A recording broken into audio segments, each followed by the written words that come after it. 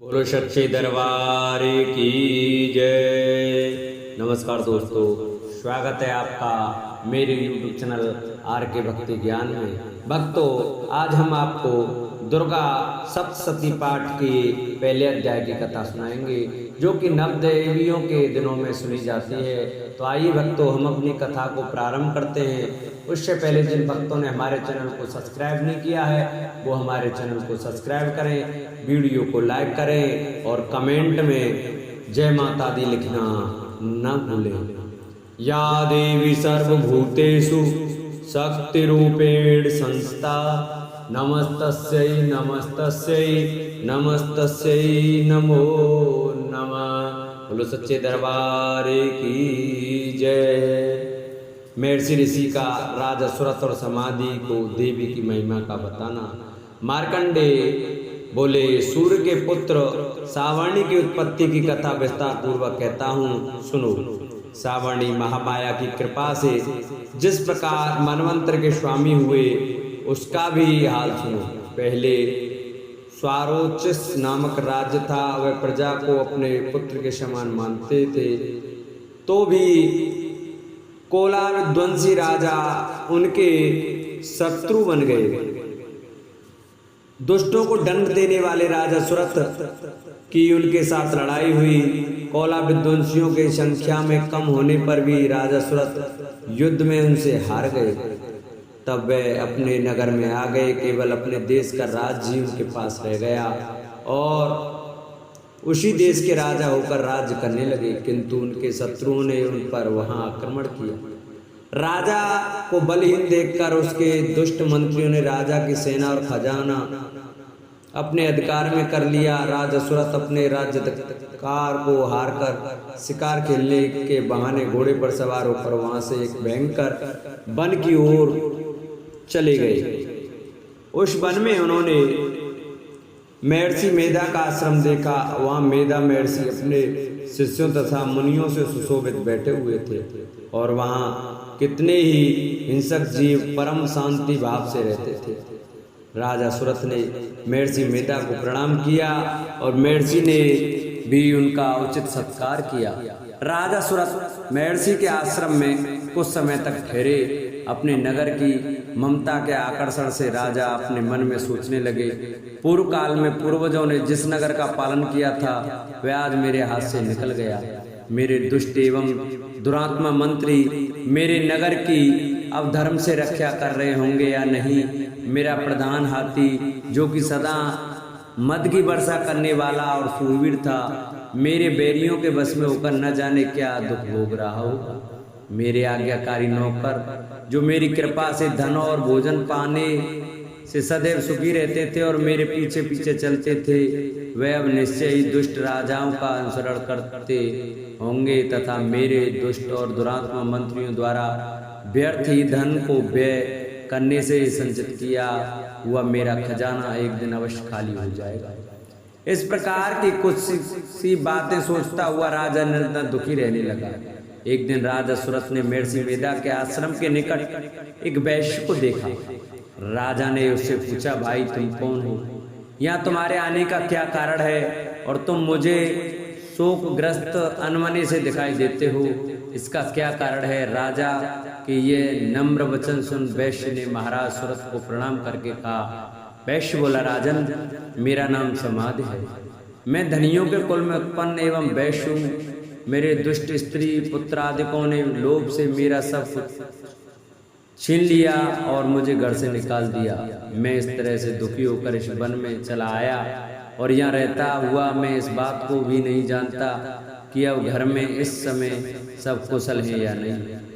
यहाँ मैं अपने परिवार का आचरण संबंधी कोई समाचार भी नहीं पा सकता कि वह घर में इस समय कुशल पूर्वक है या नहीं। मैं अपने पुत्रों के संबंध में यह भी नहीं जानता कि वे सदाचारी या दुराचार में फंसे हुए हैं। राजा बोले, जिस धन के लोभी स्त्री पुत्रों ने तुम्हें घर से निकाल दिया है, फिर भी तुम्हारा चित्त उनमें से क्यों प्रेम करता है? वैश्य ने कहा, मेरे विषय में आपका ऐसा कहना ठीक है, किंतु मेरा मन इतना कठोर नहीं है। यद्यपि उन्होंने धन के लोभ में पड़कर पितृ स्नेह को त्याग कर मुझे घर से निकाल दिया, है तो भी मेरे मन में उनके लिए कठोरता नहीं आती।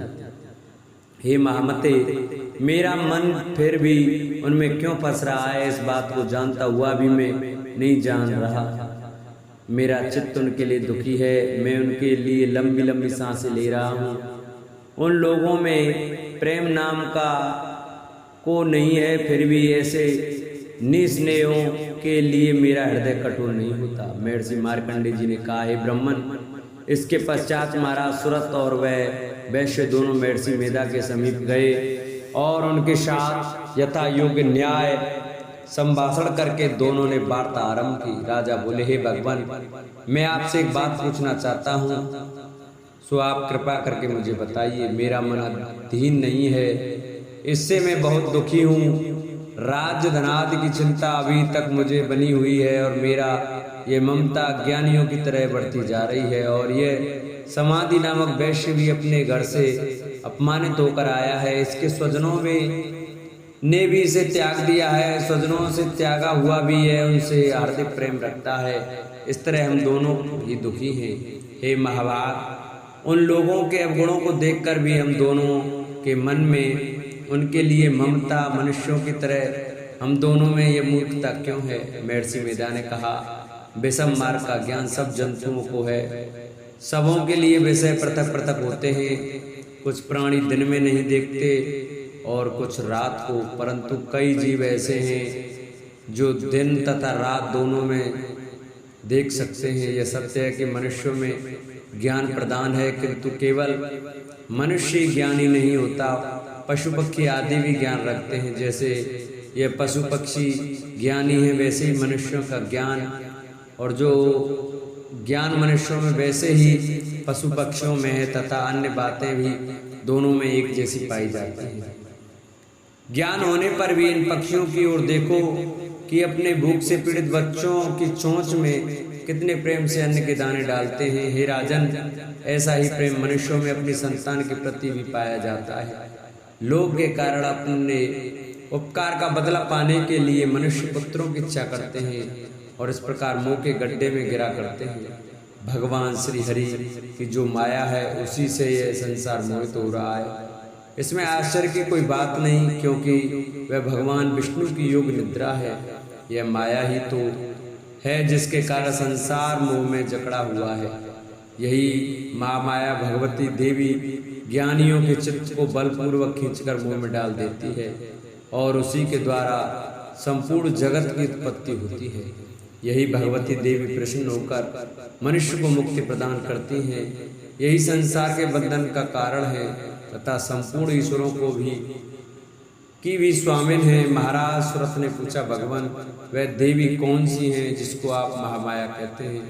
हे ब्राह्मण, वह कैसे उत्पन्न हुई और उसका कार्य क्या है? उसके चरित्र कौन कौन से हैं? प्रभु, उसका जैसा प्रभाव हो, जैसा स्वरूप हो, वह सब ही कृपा कर मुझसे कहिए, मैं आपसे सुनना चाहता हूँ। महर्षि मेधा बोले, राजन, वे देवी तो नित्य स्वरूपा हैं, उसके द्वारा यह संसार रचा गया है। वह भी उसकी उत्पत्ति अनेक प्रकार से होती है, वह सब आप मुझसे सुनो।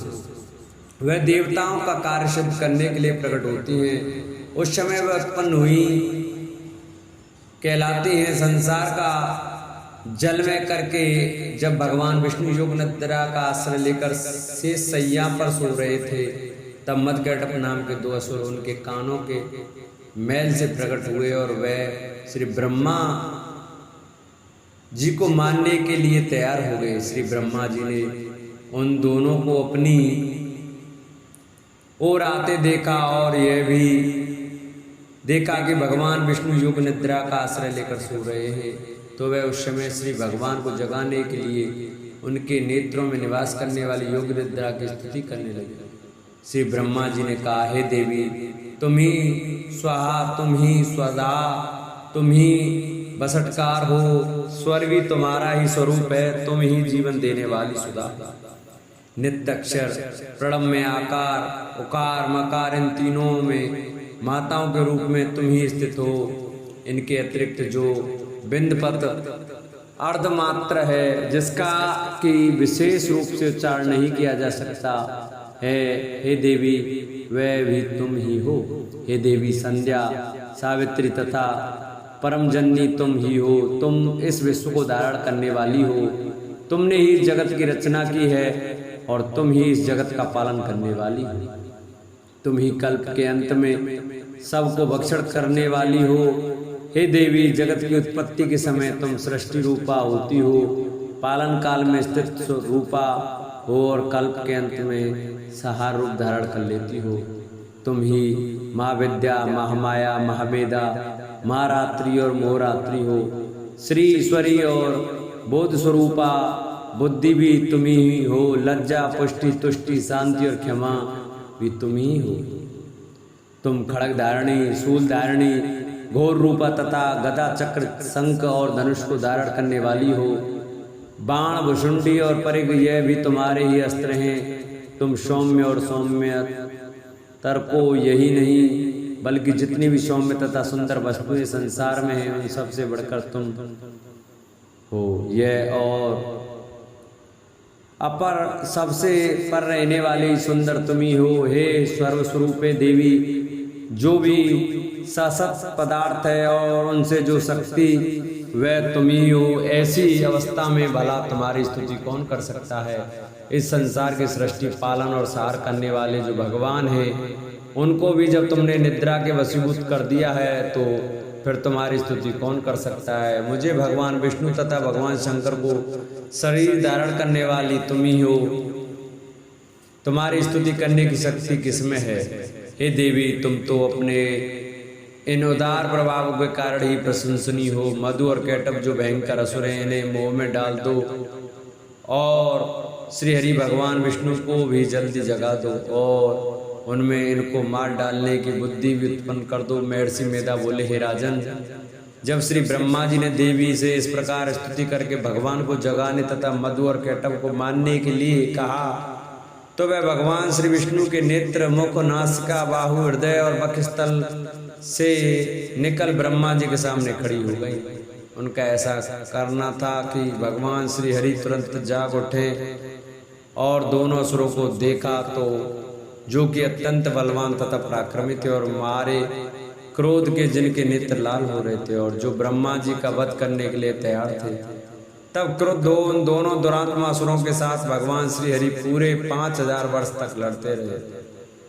एक तो वे अत्यंत बलवान तथा पराक्रमी थे, दूसरे महामाया ने भी उन्हें मोह में डाल रखा था। अतः वह श्री भगवान से कहने लगे, हम दोनों तुम्हारी वीरता से अत्यंत प्रसन्न हैं, तुम हमसे कुछ वर मांगो। भगवान ने कहा, यदि तुम मुझ पर प्रसन्न हो तो अब तुम मेरे हाथों से मर जाओ, बस इतना सा ही वर मैं तुमसे मांगता हूँ। यहाँ दूसरे वर से क्या प्रयोजन है। महर्षि मेधा बोले, इस तरह से जब वह धोखे में आ गए और अपने चारों ओर जल ही जल देखा तो भगवान श्री हरि से कहने लगे, जहाँ पर जल न हो, सूखी जमीन हो, उसी जगह हमारा वध कीजिए। महर्षि मेधा कहते, तथास्तु कहकर भगवान श्री हरि ने उन दोनों को अपनी जांघ पर लिटाकर उन दोनों के सिर काट डाले। इस तरह से ये देवी श्री ब्रह्मा जी की स्तुति करने पर प्रकट हुई थी। अब तुमसे उनके प्रभाव का वर्णन करता हूँ, सो सुनो। महर्षि मेधा बोले, प्राचीन काल में देवताओं और असुरों में पूरे 100 वर्षों तक घोर युद्ध हुआ और देवराज इंद्र देवताओं के नायक थे। इस युद्ध में देवताओं की सेना परास्त हो गई थी और इस प्रकार संपूर्ण देवताओं की जीत महिषासुर इंद्र बन बैठा था। युद्ध के पश्चात हारे हुए देवता प्रजापति श्री ब्रह्मा को साथ लेकर उस स्थान पर पहुंचे जहां पर कि भगवान शंकर विराजमान थे। देवताओं ने अपनी हार का सारा वृत्तांत भगवान श्री विष्णु और शंकर जी से कह सुनाया। वे कहने लगे, हे प्रभु, महिषासुर सूर्य, चंद्रमा, इंद्र, अग्नि, वायु, यम, वरुण तथा अन्य देवताओं के सब अधिकार छीनकर सबका अधिष्ठाता स्वयं बन बैठा है। उसने समस्त देवताओं को स्वर्ग से निकाल दिया है। वे मनुष्यों की तरह पृथ्वी पर विचर रहे हैं। दैत्यों की सारी करतूत हमने आपको सुना दी है और आपकी शरण में इसलिए आए हैं कि आप उनके वध का कोई उपाय सोचें। देवताओं की बातें सुनकर भगवान श्री विष्णु और शंकर जी को दैत्यों पर बड़ा गुस्सा आया। उनकी भुएं तन गई और आंखें लाल हो गईं। गुस्से में भरे हुए भगवान विष्णु के मुख से बड़ा भारी तेज निकला और उसी प्रकार का तेज भगवान शंकर, ब्रह्मा और इंद्र आदि दूसरे देवताओं के मुख से प्रकट हुआ। फिर वह सारा तेज एक में मिल गया और तेज का पुंज वह ऐसे दिखता था जैसे कि जाज्वल्यमान पर्वत हो। देवताओं ने देखा कि उस पर्वत की ज्वाला चारों ओर फैली हुई थी और देवताओं के शरीर से प्रकट हुए तेज की किसी अन्य तेज से तुलना नहीं हो सकती थी। एक स्थान पर इकट्ठा होने पर वह तेज एक देवी के रूप में परिवर्तित हो गया और अपने प्रकाश से तीनों लोकों में व्याप्त जान पड़ा। वह भगवान शंकर का तेज था, उससे देवी का मुख प्रकट हुआ। यमराज के तेज से उसके सिर के बाल बने, भगवान विष्णु के तेज से उसकी भुजाएं बनी, चंद्रमा के तेज से दोनों स्तन और इंद्र के तेज से जंघा तथा पिंडली बनी और पृथ्वी के तेज से नितंब भाग बना। ब्रह्मा के तेज से दोनों चरण और सूर्य के तेज से उनकी उंगलियां पैदा हुई। वसुओं के तेज से हाथों की उंगलियां एवं कुबेर के तेज से नासिका बनी।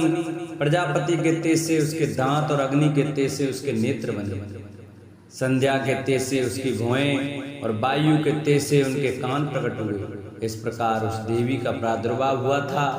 महिषासुर से पराजित देवता उस देवी को देखकर अत्यंत प्रसन्न हुए। भगवान शंकर ने अपने त्रिशूल में से एक त्रिशूल निकाल कर उस देवी को दिया और भगवान विष्णु ने अपने चक्र में से एक चक्र निकालकर उस देवी को दिया।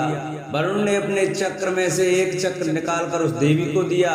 वरुण ने देवी को शंख भेंट किया, अग्नि ने इसे शक्ति दी, वायु ने उसे धनुष और बाण दिए, सहस्त्र नेत्रों वाले देवराज इंद्र ने उसे अपने वज्र से उत्पन्न करके वज्र दिया और ऐरावत हाथी का एक घंटा उतारकर देवी को भेंट किया। यमराज ने उसे काल दंड में से एक दंड दिया, वरुण ने उसे पास दिया, प्रजापति ने उस देवी को स्फटिक की माला दी और ब्रह्मा जी ने उसे कमंडल दिया। सूर्य ने देवी के समस्त रोमों में अपनी किरणों का तेज भर दिया।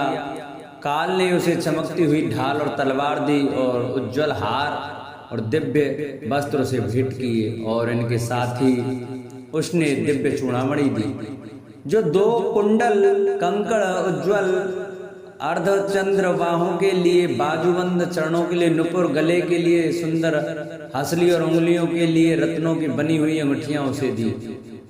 विश्वकर्मा ने उनको फरसा दिया और उसके साथ ही कई प्रकार के अस्त्र शस्त्र वेद कवच दिए और इसके अतिरिक्त उसने कभी न कुमलाने वाले सुंदर कमलों की मालाएं भेंट की। समुद्र ने सुंदर कमल का फूल भेंट किया। हिमालय ने सवारी के लिए सिंह और तरह तरह के रत्न देवी को भेंट किए। यक्षराज कुबेर ने मधु से भरा हुआ पात्र और शेषनाग ने बहुमूल्य मणियों से विभूषित नागहार भेंट किया। इसी तरह दूसरे देवताओं ने भी उसे आभूषण और अस्त्र देकर उसका सम्मान किया। इसके पश्चात देवी ने उच्च स्वर से गर्जना की। उसके इस भयंकर नाद से आकाश गूंज उठा। देवी का वह उच्च स्वर से किया हुआ सिंहनाद समा न सका। आकाश उनके सामने छोटा प्रतीत होने लगा। उससे बड़े जोर की प्रतिध्वनि हुई जिससे समस्त विश्व में हलचल मच गई और समुद्र कांप उठे, पृथ्वी डोलने लगी और सब के सब पर्वत हिलने लगे। देवताओं ने उस समय प्रसन्न होकर वाहिनी जगतमयी देवी से कहा, देवी तुम्हारी जय हो। इसके साथ महर्षियों ने भक्तिभाव से विनम्र होकर उनकी स्तुति की। संपूर्ण त्रिलोकी को शोकमग्न देखकर दैत्यगण अपनी सेनाओं को साथ लेकर और हथियार आदि सजाकर उठ खड़े हुए। महिषासुर को क्रोध की कोई सीमा नहीं थी। उसने क्रोध में भरकर कहा, यह सब क्या उत्पात है। फिर वे अपनी सेना के साथ उस ओर दौड़ा जिस ओर से भयंकर नाद का शब्द सुनाई दिया था और आगे पहुंचकर उसने देवी को देखा जो कि अपनी प्रभा से तीनों लोकों को प्रकाशित कर रही थी। उसके चरणों के बाहर से पृथ्वी दबी जा रही थी। माथे के मुकुट से आकाश में एक रेखा सी बनी रही थी और उसके धनुष की टंकोर से सब लोग क्षुब्ध हो रहे थे। देवी अपनी सहस्त्रों भुजाओं को संपूर्ण दिशाओं में फैलाए खड़ी थी। इसके पश्चात उनका दैत्यों के साथ युद्ध छिड़ गया और कई प्रकार के अस्त्र शस्त्र से सब की सब दिशाएं उद्वासित होने लगी। महिषासुर की सेना का सेनापति चक्षुर नामक एक महान असुर था। वह आगे बढ़कर देवी के साथ युद्ध करने लगा और दूसरे दैत्यों की चतुरंगिणी सेना साथ लेकर चामर भी लड़ने लगा और 60,000 मारुतियों को साथ लेकर उद्दग्र नामक महादैत्य आकर युद्ध करने लगा और हनु नामक असुर 1 करोड़ रथियों को लेकर असिलोमा नामक असुर 5 करोड़ सैनिकों को साथ लेकर युद्ध करने लगा। बास्कल नामक असुर 60 लाख असुरों के साथ युद्ध में आ डटा। विडाल नामक असुर 1 करोड़ रथियों सहित लड़ने को तैयार था। इन सब के अतिरिक्त और भी हजारों असुर हाथी और घोड़े के साथ लेकर लड़ने लगे और इन सब के पश्चात महिषासुर करोड़ों रथों, हाथियों और घोड़ों सहित वहां आकर देवी के साथ लड़ने लगा। सभी असुर तोमर, भिंदपाल, शक्ति, मुसल, खड़गों, फरसों, पट्टियों के साथ रणभूमि में देवी के साथ युद्ध करने लगे। कई शक्तियां फेंकने लगे और कोई अन्य शस्त्रादि। इसके पश्चात सब के सब दैत्य अपनी अपनी तलवारों हाथों में लेकर देवी की ओर दौड़े और उसे मार डालने का उद्योग करने लगे। मगर देवी ने क्रोध में भरकर खेल में उनके सब अस्त्रों को काट दिया। इसके पश्चात ऋषियों और देवताओं ने देवी की स्तुति आरंभ कर दी और प्रसन्न होकर असुरों के शरीर पर अस्त्र शस्त्रों की वर्षा करती रही। देवी के वाहन भी क्रोध में भरकर दैत्य सेना में इस प्रकार विचरने लगा जैसे कि वन में दावानल फैल रहा हो। युद्ध करती हुई देवी ने क्रोध में भरकर जितने श्वासों को छोड़ा वह तुरंत ही सैकड़ों हजारों गणों के रूप में परिवर्तित हो गए। फरसे, भिंदपाल, खड़ग तथा पट्टिश इत्यादि अस्त्रों के साथ दैत्यों से युद्ध करने लगे। देवी की शक्ति से बड़े हुए वह गढ़ दैत्यों का नाश करते हुए ढोल, शंख और मृदंग आदि बजा रहे थे। तदंतर देवी ने त्रिशूल, गदा, शक्ति, खड़ग इत्यादि से सहस्त्रों असुरों को मार डाला। कितनों को घंटे की भयंकर आवाज से ही हम लोग पहुंचा दिया। कितने ही असुरों को उसने पाश में बांधकर पृथ्वी पर धड़ घसीटा। कितनों को अपनी तलवार से टुकड़े टुकड़े कर दिए और कितनों को गदा की चोट से धरती पर सुला दिया। कई दैत्य मूसल की मार से घायल होकर रक्त वमन करने लगे और कई सूल से छाती फट जाने के कारण पृथ्वी पर लेट गए और कितनों की बाण से कमर फूट गई। देवताओं को पीड़ा देने वाले दैत्य कट कट कर मरने लगे। कितनों की बाहें अलग हो गईं, कितनों की ग्रीवाएं कट गईं, कितनों के सिर कट गए, दूर भूमि पर लुढ़क गए, कितनों के शरीर बीच में से कट गए और कितनों की जंघां कट गईं और वह पृथ्वी पर गिर पड़े।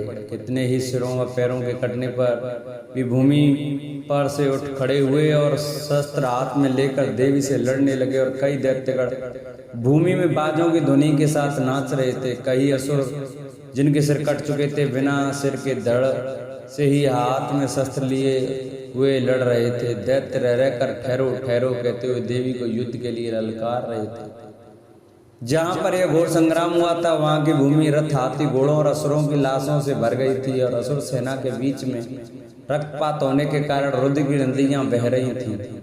और इस प्रकार देवी ने असुरों की विशाल सेना को क्षण भर में इस तरह से नष्ट कर डाला जैसे तृण काष्ठ के बड़े समूह को अग्नि नष्ट कर डालती है। और देवी का सिंह भी गर्दन के बालों को हिलाता हुआ और बड़ा शब्द करता हुआ असुरों की सेना से मानो उनके प्राणों को ढूंढ रहा था। वहां देवी के गणों ने जब दैत्यों के साथ युद्ध किया तो देवताओं ने प्रसन्न होकर आकाश से उन पर फूलों की वर्षा की।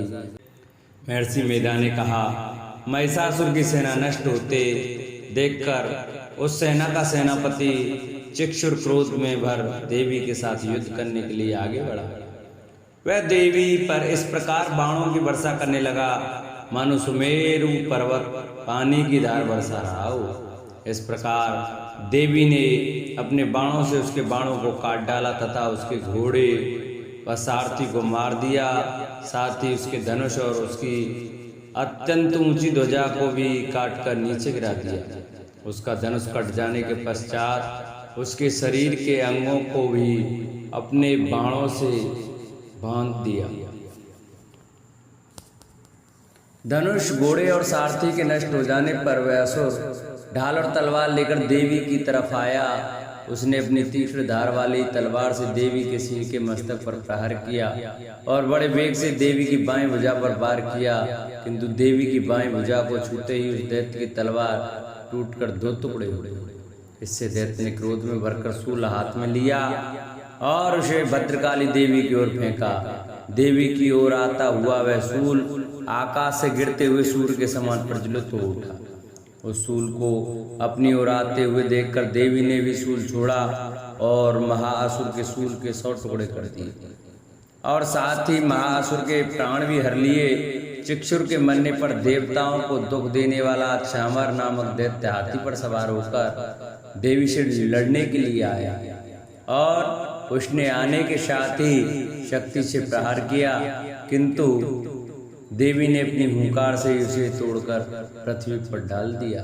शक्ति को टूटा हुआ देखकर दैत्य ने क्रोध से लाल होकर शूल को चलाया, किंतु देवी ने उसको भी काट दिया। इतने में देवी का सिंह चलकर हाथी के मस्तक पर सवार हो गया और दैत्य के साथ बहुत ही तीव्र युद्ध करने लगा। फिर वे दोनों लड़ते हुए हाथी पर से पृथ्वी पर आ गिरे और दोनों बड़े क्रोध से लड़ने लगे। फिर सिंह बड़े जोर से आकाश की ओर उछला और जब पृथ्वी को आया तो अपने पंजे में चामर का सिर धड़ से अलग कर दिया। क्रोध से भरी हुई देवी ने शिला और वृक्ष आदि की चोटों से उद्रक को भी मार दिया। कराल को दांतों, मुख को थप्पड़ों से चूर कर डाला। क्रुद्ध हुई देवी ने गदा के प्रहार से उद्धत दैत्य को मार गिराया। विंध्यपाल ने बाष्पकल को बाणों से ताम तथा अंधक को मौत के घाट उतार दिया। तीनों नेत्रों वाली परमेश्वरी ने त्रिशूल से उग्रास्य, उग्रवीर और महाहनु नामक राक्षसों को मार गिराया। उसने अपनी तलवार से बिडाल नामक दैत्य का सिर काट डाला तथा अपने बाणों से दुर्धर और दुर्मुख राक्षसों को यमलोक को पहुंचा दिया। इस प्रकार जब महिषासुर ने देखा कि देवी ने मेरी सेना को नष्ट कर दिया है, तो वह भैंसे का रूप धारण कर देवी के गणों को दुख देने लगा। उन गणों ने कितनों को उसने मुख के प्रहार से, कितनों को खुरों से, कितनों को पूंछ से, कितनों को सींगों से, बहुतों को दौड़ाने के वेग से, अनेकों को सिंहनाद से, कितनों को चक्कर देकर और कितनों को श्वास वायु के झोंकों से पृथ्वी पर गिरा दिया। वह दैत्य इस प्रकार गणों की सेना को गिरा देवी के सिंह को मारने के लिए दौड़ा। इस पर देवी को बहुत गुस्सा आया और दैत्य भी क्रोध में भरकर धरती को खुरों से खोदने लगा तथा सींगों से पर्वतों को उखाड़ उखाड़ कर धरती पर फेंकने लगा और मुख से शब्द करने लगा। महिषासुर के वेग से चक्कर देने के कारण पृथ्वी क्षुब्ध होकर फटने लगी। उसकी पूंछ से टकराकर समुद्र चारों ओर फैलने लगा। हिलते हुए सींगों के आकाश से मेघ खंड खंड हो गए और श्वास से आकाश में उड़ते हुए पर्वत फटने लगे। इस तरह क्रोध में भरे हुए राक्षस को जब चंडिका को भी क्रोध आ गया और वे उसे मारने के लिए क्रोध में भर गए। देवी ने पास फेंककर दैत्य को बांध लिया और उस बंध जाने पर दैत्य का रूप त्याग दिया और सिंह का रूप बना लिया। और जो ही देवी उसका सिर काटने के लिए तैयार हुई कि उसने पुरुष का रूप बना लिया, जो कि हाथ में तलवार लिए हुए था। देवी ने तुरंत ही अपने बाणों के साथ उस पुरुष को उसकी तलवार ढाल सहित भून डाला। इसके पश्चात वह हाथी के रूप में दिखाई देने लगा और अपनी लंबी सूंड से देवी के सिंह को खींचने लगा तथा गर्जने लगा। देवी ने अपनी तलवार से उसकी सूंड काट डाली। तब राक्षस ने एक बार फिर भैंसे का रूप धारण कर लिया और पहले की तरह चर अचर जीवों सहित समस्त लोकी को व्याकुल करने लगा। इसके पश्चात क्रोध में भरी हुई देवी बारंबार उत्तम मधु का पान करने लगी और लाल लाल नेत्र करके हंसने लगी। उधर बलवीर तथा मत्स्य क्रुद्ध हुआ दैत्य भी गरजने लगा। अपने सींगों से देवी पर पर्वतों को फेंकने लगा। देवी अपने बाणों से उसके फेंके हुए पर्वतों को चूर्ण करती हुई बोली, ओ मूढ़, जब तक मैं मधुपान कर रही हूँ तब तक तू गरज ले और इसके पश्चात मेरे हाथों तेरी मृत्यु हो जाने पर देवता गरजेंगे। महर्षि मेधा ने कहा। यूं कहकर देवी उछलकर उस दैत्य पर जा चढ़ी और उसको अपने पैर से दबाकर सूल से उसके गले पर आघात किया। देवी के पैर से दबने पर भी दैत्य अपने दूसरे रूप में अपने मुख से बाहर होने लगा। अभी वह आधा ही बाहर निकला था कि देवी ने अपने प्रभाव से उसे रोक दिया। जब वह आधा निकला हुआ ही दैत्य युद्ध करने लगा तो देवी ने अपनी तलवार से उसका सिर काट दिया। इसके पश्चात सारी राक्षस सेना हाहाकार करती हुई वहां से भाग खड़ी हुई और सब देवता अत्यंत प्रसन्न हुए तथा ऋषियों महर्षियों सहित देवी की स्तुति करने लगे। गंधर्वराज गान करने तथा अप्सराएं नृत्य करने।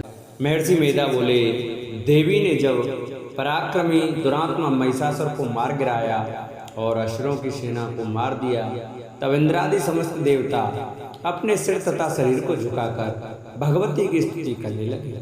जिस देवी ने अपनी शक्ति से यह जगत व्याप्त किया है और जो संपूर्ण देवताओं तथा महर्षियों की पूजनी है, उस अंबिका को हम भक्ति पूर्वक नमस्कार करते हैं। वह हम सबका कल्याण करें। जिस अतुल प्रभाव और बल का वर्णन भगवान विष्णु शंकर और ब्रह्मा जी भी नहीं कर सके, वही चंडिका देवी इस संपूर्ण जगत का पालन करें और अशुभ भय का नाश करें। पुण्यात्माओं के घरों में तुम स्वयं लक्ष्मी रूप हो और पापियों के घरों में तुम अलक्ष्मी रूप हो और सत्कुल में उत्पन्न होने वालों के लिए तुम लज्जा रूप होकर उनके घरों में निवास करती हो।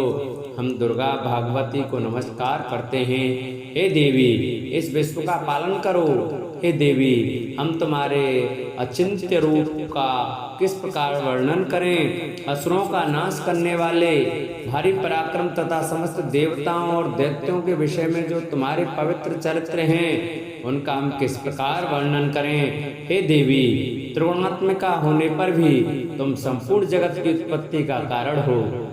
हे देवी, भगवान विष्णु शंकर आदि किसी भी देवता ने तुम्हारा पार नहीं पाया।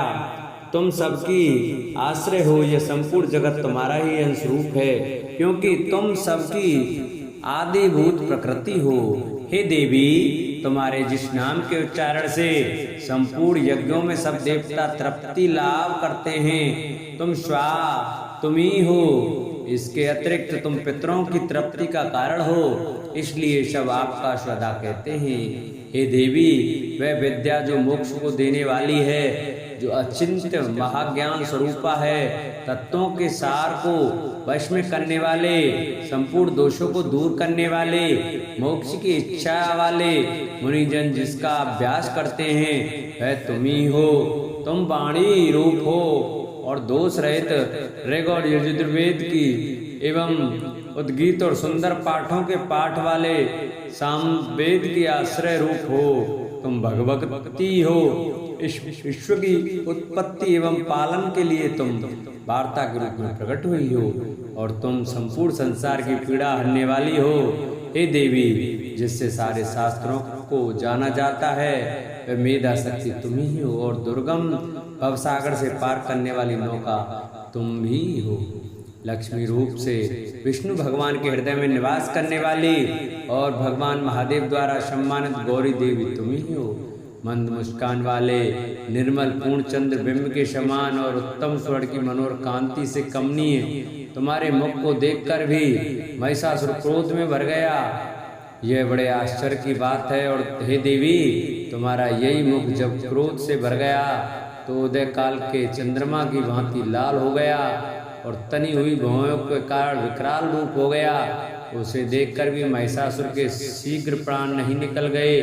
यह बड़े आश्चर्य की बात है। आपके कुपित मुख के दर्शन करके भला कौन जीवित रह सकता है। हे देवी, तुम हमारे कल्याण के लिए प्रसन्न हो। आपके प्रसन्न होने से इस जगत का अभ्युदय होता है और जब आप क्रुद्ध हो जाती हो तो कितने ही कुलों का सर्वनाश हो जाता है। यह हमने अभी अभी जाना है कि जब तुमने महिषासुर की बहुत बड़ी सेना को देखते देखते मार दिया है, हे देवी, सदा अभ्युदय प्रताप देने वाली, तुम जिस पर प्रसन्न हो जाती हो वही देश में सम्मानित होते हैं। उनके धन यश की वृद्धि होती है, उनके धर्म कभी शिथिल नहीं होते और उनके यहाँ अधिक पुत्र पुत्रियां और नौकर होते हैं। हे देवी, तुम्हारी कृपा से ही धर्मात्मा पुरुष प्रतिदिन श्रद्धा पूर्वक यज्ञ करता है और धर्मानुकूल आचरण करता है और उसके प्रभाव से स्वर्ग लोक में जाता है, क्योंकि तुम तीनों लोकों में मनवांचित फल देने वाली हो। हे माँ दुर्गे, तुम स्मरण करने पर संपूर्ण जीवों के भय नष्ट कर देती हो और स्थिर चित्त वालों के द्वारा चिंतन करने पर उन्हें और अत्यंत मंगल देती हो। हे दरिद्र दुख नाशिनी देवी, तुम्हारे सिवा दूसरा कौन है? तुम्हारा चित्त सदा दूसरों के उपकार में लगा रहता है। हे देवी, तुम शत्रुओं को इसलिए मारती हो कि उनके मारने से दूसरों को सुख मिलता है। वह चाहे नरक में जाने के लिए चिरकाल तक पाप करते रहे हों, किंतु तुम्हारे साथ युद्ध करके सीधे स्वर्ग को जाएं, इसलिए तुम उनका वध करती हो। हे देवी, क्या तुम दृष्टिपात मात्र से समस्त असुरों को वश में नहीं कर सकती? अवश्य कर सकती हो, किंतु तुम्हारा शत्रुओं को शास्त्रों के द्वारा मानना इसलिए है कि शास्त्रों के द्वारा मरकर वे स्वर्ग को जामे।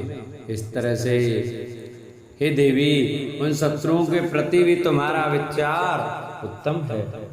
हे देवी, तुम्हारे उग्र खड़ग की चमक से और त्रिशूल की नोक की कांति की किरणों से असुरों की आंखें फूट नहीं गईं। उसका कारण यह था कि वे किरणों से शोभायान तुम्हारे चंद्रमा के समान आनंद प्रदान करने वाले सुंदर मुख को देख रहे थे। हे देवी, तुम्हारा शील बुरे वृत्तांत को दूर करने वाला है और सबके अधिक तुम्हारे रूप हैं, जो ना तो कभी चिंतन में आ सकता है और ना जिसकी दूसरों में कभी तुलना हो सकती है। तुम्हारा बल व पराक्रम शत्रुओं को नाश करने वाला है। इस तरह तुमने शत्रुओं पर भी दया प्रकट किए है। हे देवी, तुम्हारे बल की किसके साथ बराबरी की जा सकती है, तथा शत्रुओं को भय देने वाले इतना सुंदर रूप भी और किसका है। हृदय में कृपा और युद्ध में निष्ठुरता, ये दोनों बातें तीनों लोकों में केवल तुम्ही में देखने को आई हैं। हे माता, युद्ध में शत्रुओं को मारकर तुमने उन्हें स्वर्ग लोक में पहुंचाया है। इस तरह तीनों लोकों की तुमने रक्षा की है तथा उन उन्मत्त असुरों से जो हमें भय था उसको भी तुमने दूर किया है। तुमको हमारा नमस्कार है। हे देवी, तुम शूल तथा खड़ग से हमारी रक्षा करो तथा घंटे की ध्वनि और धनुष की टंकोर से भी हमेशा रक्षा करो। हे चंडिके, आप अपने त्रिशूल को घुमाकर पूर्व पश्चिम उत्तर तथा दक्षिण दिशा में हमारी रक्षा करो। तीनों लोकों में जो तुम्हारे सौम्य रूप और घोर रूप हैं, उनसे हमारी रक्षा करो तथा इस पृथ्वी की रक्षा करो। हे अंबिके, आपके कर पल्लवों में जो खड़ग शूल तथा गदा आदि शस्त्र शोभा पा रहे हैं, उनसे हमारी रक्षा करो। महर्षि बोले कि इस प्रकार जब सब देवताओं ने जगत माता भगवती की स्तुति की और नंदनवन में के पुष्पों तथा गंध अनुलेपों द्वारा उनका पूजन किया और फिर सबने मिलकर जब सुगंधित व दिव्य धूपों द्वारा उनकी सुगंधित निवेदन की, तब देवी ने प्रसन्न होकर कहा, हे देवताओं, तुम सब मुझसे मनवांचित वर मांगो।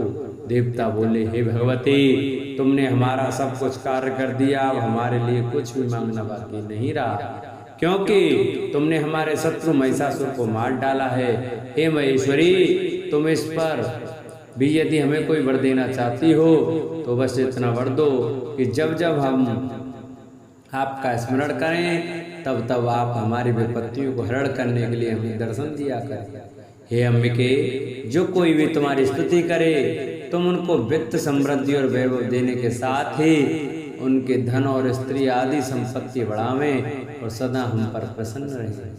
महर्षि बोले, हे राजन, देवताओं ने जब जगत के लिए तथा अपने लिए इस प्रकार प्रश्न किया तो बस तथास्तु कहकर देवी अंतर्धान हो गई।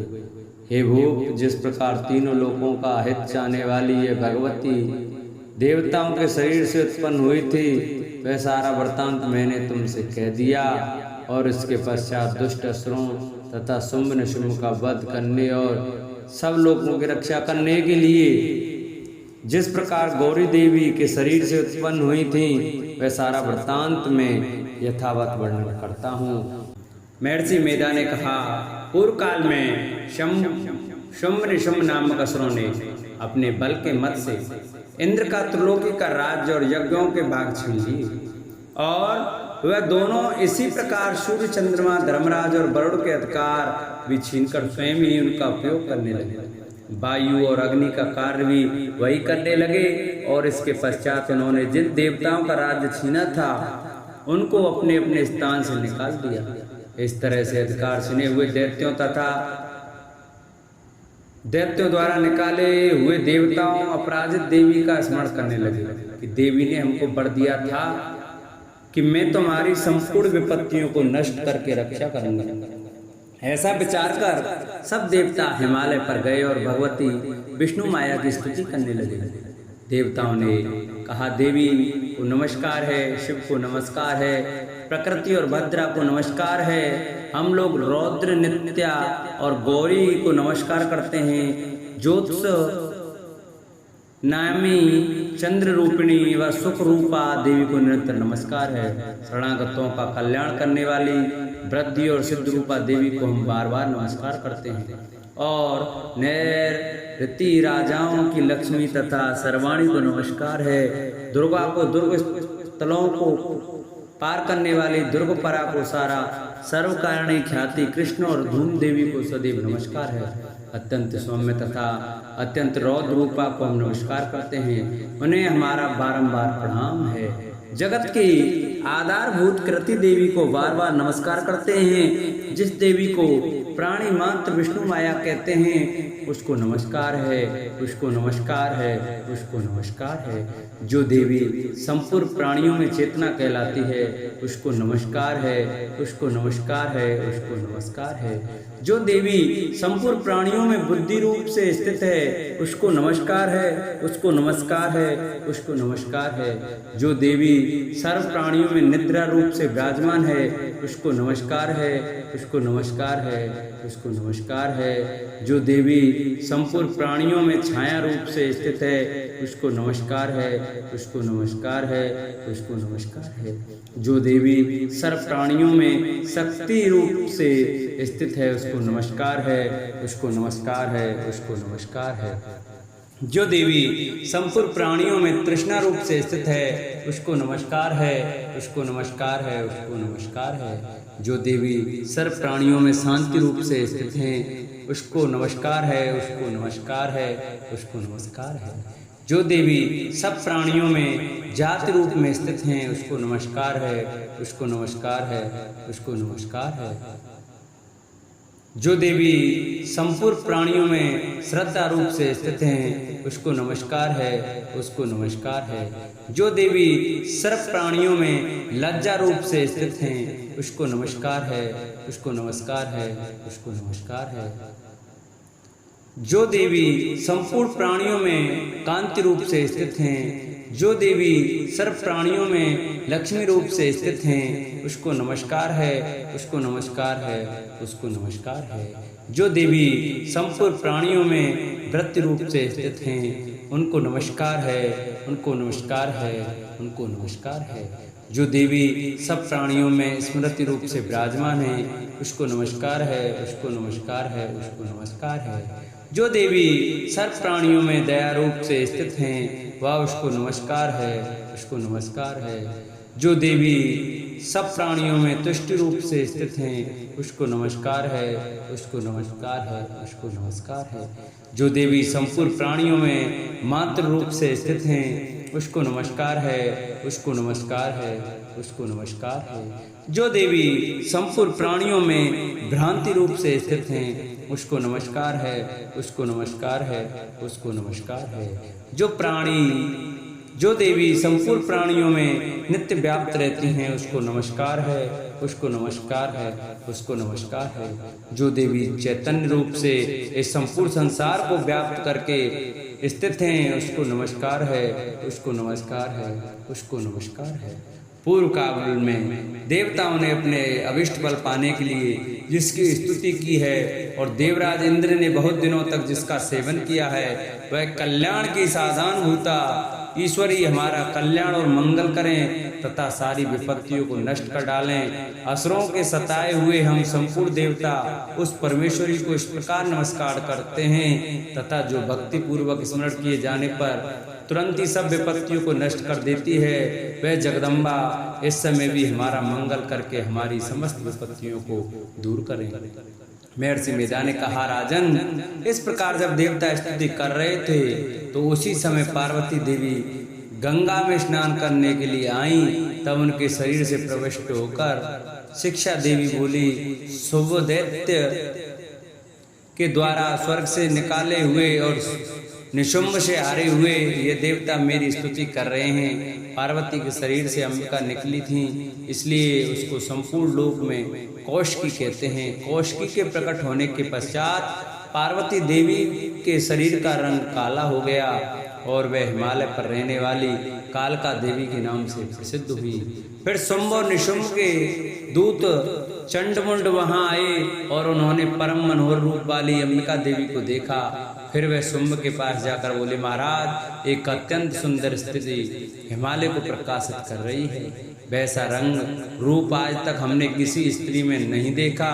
हे सुरेश्वर, आप यह पता लगाएं कि वह कौन है और उसको ग्रहण कर लें। वह स्त्री स्त्रियों में रत्न है, वह अपनी कांति से दसों दिशाओं को प्रकाशित करती हुई वहाँ स्थित है, इसलिए आपका उसको देखना उचित है।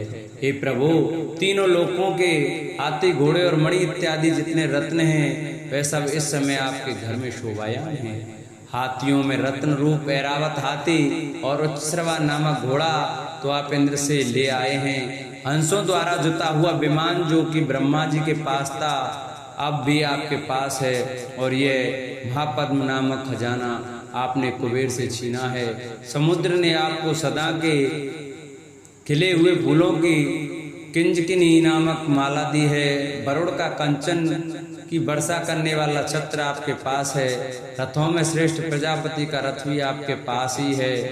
हे दैत्येंद्र, मृत्यु से उत्क्रांतिका नामक शक्ति भी आपने छीन ली है और वरुण का पाश भी आपके भ्राता निशुंभ के अधिकार में है, और जो अग्नि में न जल सके ऐसे 2 वस्त्र भी अग्निदेव ने आपको दिए हैं। हे दैत्यराज, इस प्रकार सारी रत्न रूपी वस्तुएं आप संग्रह कर चुके हैं, तो फिर आप ये कल्याणकारी स्त्रियों में रत्न रूप अनुपम स्त्री आप क्यों नहीं ग्रहण करते? महर्षि मेधा बोले, चंडमुंड का यह वचन सुनकर शंभ ने विचारा कि सुग्रीव को अपना दूत बनाकर देवी के पास भेजा जाए। प्रथम उसको सबको समझा दिया और कहा कि वहां जाकर तुम उसको अच्छी तरह से समझाना और ऐसा उपाय करना जिससे वह प्रसन्न होकर तुरंत मेरे पास चली आए। भली प्रकार समझा कर कहना। ध्रुव सुग्रीव पर्वत के उस रमणीय भाग में पहुंचा जहाँ देवी रहती थी। दूत ने कहा, हे देवी, दैत्यों का राजा शुंभ जो इस समय तीनों लोकों का स्वामी है, मैं उसका दूत हूँ और यहाँ तुम्हारे पास आया हूँ। संपूर्ण देवता उसकी आज्ञा एक स्वर से मानते हैं। अब जो कुछ उसने कहला भेजा है वह सुनो। उसने कहा है, इस समय में संपूर्ण त्रिलोकी मेरे वश में है और संपूर्ण यज्ञों के भाग को पृथक पृथक मैं ही लेता हूँ, और तीनों लोकों में जितने श्रेष्ठ रत्न हैं वह सब मेरे पास हैं। देवराज इंद्र का वाहन ऐरावत मेरे पास है जो मैंने छीन लिया है। उच्चश्रवा नाम घोड़ा जो क्षीरसागर मंथन प्रकट करने से प्रकट हुआ था उसे देवताओं ने मुझसे समर्पित किया है। हे सुंदरी, इनके अतिरिक्त और जो भी रत्न भूषण पदार्थ देवताओं के पास थे वह सब मेरे पास हैं। हे देवी, मैं तुम्हें संसार की स्त्रियों में रत्न मानता हूँ, क्योंकि रत्नों का उपभोग करने वाला मैं ही हूँ। हे चंचल कटाओं वाली सुंदरी, अब यह मैं तुम पर छोड़ता हूँ कि तुम मेरे पास मेरे भाई महापराक्रमी निशुंभ की सेवा में आ जाएं। यदि तू मुझे वरेगी तो तुझे अतुल महान ऐश्वर्य की प्राप्ति होगी। अतः तुम अपनी बुद्धि से यह विचार कर मेरे पास चली आओ। महर्षि मेधा ने कहा, दूत के ऐसा कहने पर संपूर्ण जगत का कल्याण करने वाली भगवती दुर्गा मन ही मन मुस्कुराई और इस प्रकार कहने लगी। देवी ने कहा, हे दूत, तू जो कुछ कह रहा है यह सत्य है और इसमें किंचित मात्र भी झूठ नहीं है। शुंभ इस समय तीनों लोगों का स्वामी है और निशुंभ भी उसी की तरफ पराक्रमी है, किंतु इसके संबंध में मैं जो प्रतिज्ञा कर चुकी हूँ उसे मैं कैसे झुटला सकती हूँ। अतः तू मैंने जो प्रतिज्ञा की है उसे सुन। जो मुझे युद्ध में जीत लेगा और मेरे अभिमान को खंडित करेगा तथा बल में मेरे समान होगा वही मेरा स्वामी होगा। इसलिए शुंभ अथवा निशुंभ यहाँ आवें और युद्ध में जीतकर मुझसे विवाह कर लें। इसमें भला देह की क्या आवश्यकता है। दूत ने कहा, हे देवी, तुम अभिमान में भरी हुई हो, मेरे सामने तुम ऐसी बात ना करो। इस त्रिलोकी में मुझे तो ऐसा कोई दिखाई नहीं देता जो कि शुंभ और निशुंभ के सामने ठहर सके। हे देवी, जब अन्य देवताओं में से कोई शुंभ व निशुंभ के समान युद्ध में ठहर नहीं सकता तो तुम जैसी स्त्री उनके सामने रणभूमि में ठहर सकेगी। जिन शुंभ आदि असुरों के सामने इंद्र देवता आदि नहीं ठहर सकते तो फिर तुम अकेली स्त्री उनके सामने कैसे ठहर सकेगी। अतः तुम मेरा कहना मानकर उनके पास चली जाओ, नहीं तो जब वह तुम्हें केस पकड़कर घसीटते हुए ले जाएंगे तो तुम्हारा गौरव नष्ट हो जाएगा। इसलिए मेरी बात मान लो। देवी ने कहा, जो कुछ तुमने कहा ठीक है। शुंभ और निशुंभ बड़े बलवान हैं, लेकिन मैं क्या कर सकती हूँ, क्योंकि मैं बिना विचारे प्रतिज्ञा कर चुकी हूँ। इसलिए तुम जाओ और मैंने जो कुछ भी कहा है वह सब आदर पूर्वक असुरेंद्र के से कह दो। इसके पश्चात जो वह उचित समझें वह करें। महर्षि मेधा ने कहा, देवी की बात सुनकर दूत क्रोध में भरा हुआ वहां से असुरेंद्र के पास पहुंचा और सारा वृत्तांत उसे कह सुनाया। दूत की बात सुन असुरेंद्र के क्रोध का परावर न रहा और उसने अपने सेनापति धूम्रलोचन से कहा, धूम्रलोचन, तुम अपनी सेना सहित शीघ्र वहां जाओ और उस दुष्ट के केशों को पकड़कर उसे घसीटते हुए यहाँ ले आओ। यदि उसकी रक्षा के लिए कोई दूसरा खड़ा हो तो चाहे वह देवता, यक्ष अथवा गंधर्व ही क्यों ना हो, उसको तुम अवश्य मार डालना। महर्षि मेधा ने कहा। शुंभ के इस प्रकार आज्ञा देने पर धूम्रलोचन 60,000 राक्षसों की सेना को साथ लेकर वहां पहुंचा और देवी को देख ललकार कर कहने लगा, अरे तू अभी शुंभ और निशुंभ के पास चल। यदि तू प्रसन्नता पूर्वक मेरे साथ न चलेगी तो मैं तेरे केशों को पकड़कर घसीटता हुआ ले जाऊंगा। देवी बोली, असुरेंद्र का भेजा हुआ तेरे जैसा बलवान यदि बलपूर्वक मुझे ले जावेगा तो ऐसी दशा में मैं तुम्हारा कर ही क्या सकती हूँ। महर्षि मेधा ने कहा। ऐसा कहने पर धूम्रलोचन उसकी ओर लपका, किंतु देवी ने उसे अपनी हुंकार से ही भस्म कर डाला। यह देखकर असुर सेना क्रुद्ध होकर देवी की ओर बढ़ी, परंतु अंबिका ने उन पर तीखे बाणों, शक्तियों और फरसों की वर्षा आरंभ कर दी। इतने में देवी का वाहन भी अपनी ग्रीवा के बालों को छटकाता हुआ और बड़ा भारी शब्द करता हुआ असुर सेना में कूद पड़ा। उसने कई असुर अपने पंजों से, कई अपने जबड़ों से और कई को धरती पर पटक कर अपनी डालों से घायल करके मार डाला। उसने कई असुरों के अपने नख से पेट फाड़ डाले और कई असुरों का तो केवल थप्पड़ मारकर ही धड़ से अलग कर दिया। कई असुरों की भुजाएं और सिर तोड़ डाले और गर्दन के बालों को हिलाते हुए कई असुरों को पकड़कर उनके पेट फाड़कर उनका रक्त भी डाला। इस प्रकार देवी के उस महाबलवान सिंह ने क्षण भर में असुर सेना को समाप्त कर दिया। शुंभ ने जब यह सुना कि देवी ने धूम्रलोचन असुर को मार डाला है और उसके सिंह ने सारी सेना का सार कर डाला है, तब उसको बड़ा क्रोध आया। उसके मारे क्रोध के ओठ फड़कने लगे और उसने चंड और मुंड नामक महासुरों को आज्ञा दी, हे चंड, हे मुंड, तुम अपने साथ एक बड़ी सेना लेकर जाओ और उस देवी के बाल पकड़कर उसे बांधकर तुरंत यहाँ ले आओ। यदि उसको यहाँ लाने में किसी प्रकार का संदेह हो तो अपनी सेना सहित उससे लड़ते हुए उसको मार डालो और जब वह दुष्टा और उसका सिंह दोनों मारे जावे तब उसको बांधकर यहाँ ले आना। महर्षि मेधा ने कहा। दैत्यराज की आज्ञा पाकर चंड और मुंड चतुरंगी सेना को साथ लेकर हथियार उठाए हुए देवी से लड़ने के लिए चल दिए। हिमालय पर्वत पर पहुंचकर उन्होंने मुस्कुराती हुई देवी जो सिंह पर बैठी हुई थी देखा। जब असुर उनको पकड़ने के लिए तलवारें लेकर उनकी ओर बढ़े तब अंबिका को उन पर बड़ा क्रोध आया और मारे क्रोध के उनका मुख काला पड़ गया। उनकी भ्रकुटियां चढ़ गईं और उनके ललाट में से अत्यंत भयंकर तथा अत्यंत विस्तृत मुख वाली लाल आंखों वाली काली प्रकट हुई, जो कि अपने हाथों में तलवार और पाश लिए हुई थी। वह विचित्र खड़ग धारण किए हुए थी तथा चीते के चर्म की साड़ी एवं नरमंडों की माला पहन रखी थी। उसका मांस सूखा हुआ था और शरीर केवल हड्डियों का ढांचा था, और जो भयंकर शब्द से दिशाओं को पूर्ण कर रही थी वे असुर सेना पर टूट पड़ी और दैत्यों का भक्षण करने लगी। वे पार्श्व रक्षकों, मुकुशधारी महावतों, हाथियों पर सवार योद्धाओं और घंटा सहित हाथियों को एक साथ से पकड़ पकड़ कर अपने मुंह में डाल रही थीं, और इस प्रकार वह घोड़ों, रथों, सारथियों और रथों में बैठे हुए सैनिकों को मुंह में डालकर भयानक रूप से चबा रही थी। किसी के केस पकड़कर, किसी को पैर से दबाकर और किसी दैत्य को छाती से मसल कर मार रही थी। वह दैत्य के छोड़े हुए बड़े बड़े अस्त्र शस्त्रों को मुंह में पकड़कर और क्रोध में भर उनको दांतों से पीस रही थी। उनसे कई बड़े बड़े असुर भक्षण कर डाले, कितनों को रौंद डाला और कितनों को उन्होंने मार डाल कर भगा दिया, कितनों को उसने तलवार से मार डाला, कितनों को अपने दांतों से समाप्त कर दिया। इस प्रकार से देवी ने क्षण भर में संपूर्ण दैत्य सेना को नष्ट कर दिया। यह देख महापराक्रमी चंड काली देवी की ओर लक्का और मुंड ने भी देवी पर अपने भयानक बाणों की वर्षा आरंभ कर दी और अपने हजारों चक्र उस पर छोड़े। उस समय वे चमकते हुए बाण व चक्र देवी के मुख में प्रविष्ट हुए इस प्रकार दिख रहे थे जैसे मानो बहुशः सूर्य मेघों की घटा में प्रविष्ट हो रहे हों। इसके पश्चात भयंकर शब्द के साथ काली ने अत्यंत जोश में भरकर विकट अट्टास किया और उसका भयंकर मुख देखा नहीं जाता था। उसके मुख से श्वेत दांतों की पंक्ति चमक रही थी। फिर उसने तलवार हाथ में लेकर हूँ शब्द कहकर चंड के ऊपर आक्रमण किया और उसके केस पकड़कर उसका सिर काट अलग कर दिया।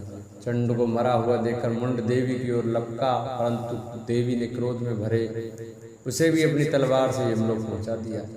चंड और मुंड को मरा हुआ देखकर उसकी बाकी बची हुई सेना वहां से भाग गई। इसके पश्चात काली चंड और मुंड के कटे हुए सिरों को लेकर चंडिका के पास गई और प्रचंड अट्टास के साथ कहने लगी, हे देवी, चंड और मुंड दो महादैत्यों को मारकर तुम्हें भेंट कर दिया है। अब शुंभ और निशुंभ का तुमको स्वयं वध करना है। महर्षि मेधा ने कहा, वहां लाए हुए चंड और मुंड के सिरों को देखकर कल्याणकारी चंडी ने काली से मधुर वाणी में कहा, हे देवी, तुम चूक चंड और मुंड को मेरे पास लेकर आई हो, अतः संसार में चामुंडा के नाम से तुम विख्यात होगी।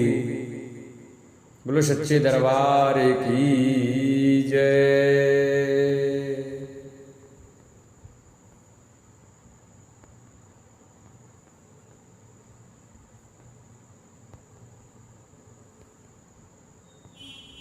महर्षि मेधा ने कहा, चंड और मुंड नामक असुरों के मारे जाने से और बहुत सी सेना के नष्ट हो जाने से असुरों के राजा प्रतापी शंभु ने क्रोध में युक्त होकर अपनी संपूर्ण सेना को युद्ध के लिए तैयार होने की आज्ञा दी। उसने कहा, अब उदायुध नामक 86 असुर सेनापति अपनी सेनाओं के साथ युद्ध के लिए जाएं और कंबु नामक 84 सेनापति भी युद्ध के लिए जाएं और कोटवीर नामक 50 सेनापति और धौम्रकुल नाम के 100 सेनापति प्रस्थान करें।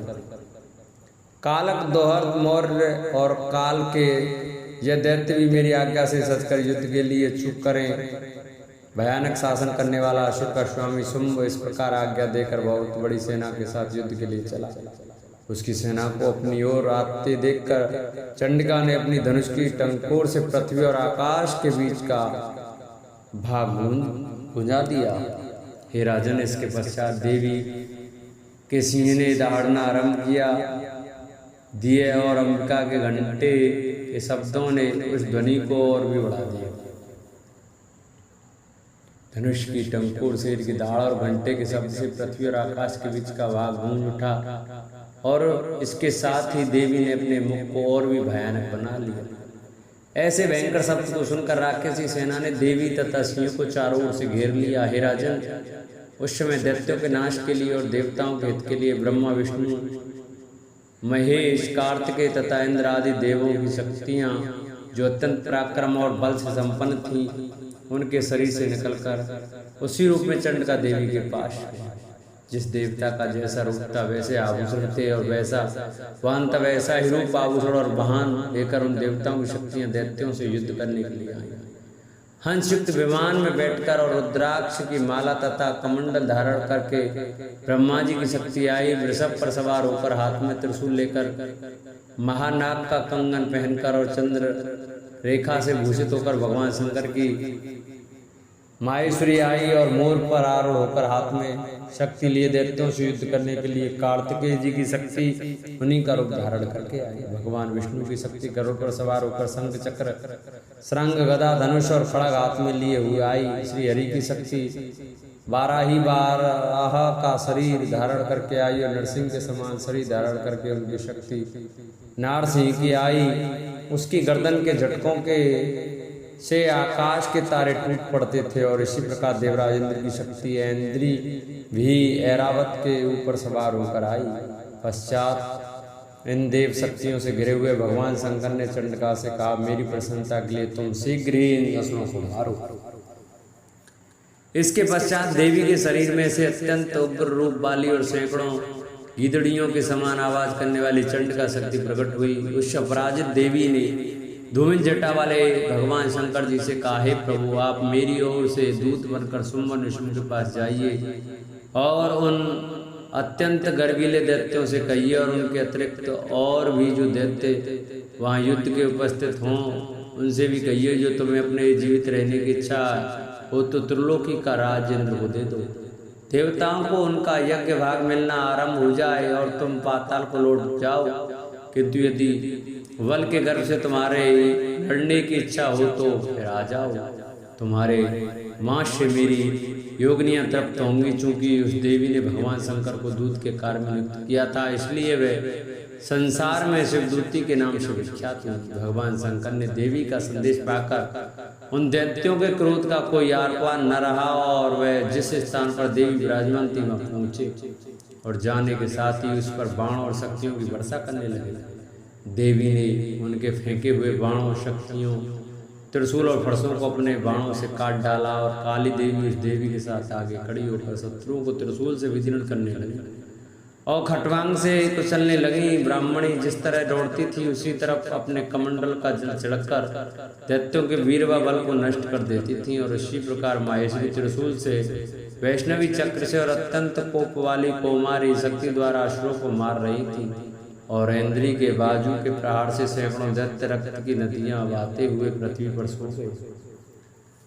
वाराही ने कितने ही राक्षसों को अपनी थूथन द्वारा मृत्यु के घाट उतार दिया। दाढ़ों के अग्रभाग से कितने ही राक्षसों की छाती को चीर डाला, और चक्र की चोट से कितनों ही को विदीर्ण करके धरती पर डाल दिया। बड़े बड़े राक्षसों को नरसिंह अपने नखों से विदीर्ण करके भक्षण कर रही थी, और सिंहनाद से चारों दिशाओं को गुंजाती हुई रणभूमि में विचर रही थी। शिवदूती के प्रचंड अट्टहास से कितने ही दैत्य भयभीत होकर पृथ्वी पर गिर पड़े, और उनके गिरते ही वे उनको भक्षण कर गए। इस तरह क्रोध में भर हुए मातगणों द्वारा नाना प्रकार के उपायों से बड़े बड़े असुरों को मारते हुए देखकर राक्षसी सेना भाग खड़ी हुई, और उनको इस प्रकार भागता देखकर रक्तबीज नाम का महापराक्रमी राक्षस क्रोध में भरकर युद्ध के लिए आगे बढ़ा। उसके शरीर से रक्त की बूंदें पृथ्वी पर जैसे ही गिरती थी, तुरंत वैसे ही शरीर वाला तथा वैसा ही बलवान दैत्य पृथ्वी से उत्पन्न हो जाता था। रक्तबीज गदा हाथ में लेकर ऐन्द्री के साथ युद्ध करने लगा। ऐन्द्री शक्ति ने अपने वज्र से उसको मारा, तो घायल होने के कारण उसके शरीर से बहुत सा रक्त बहने लगा, और उसकी प्रत्येक बूंद से उसके समान ही बलवान तथा महापराक्रमी अनेकों दैत्य भयंकर रूप से प्रकट हो गए। वह सब के सब दैत्य बीज के समान ही बलवान तेज वाले थे। वह भी भयंकर अस्त्र शस्त्र लेकर देवियों के साथ लड़ने लगे।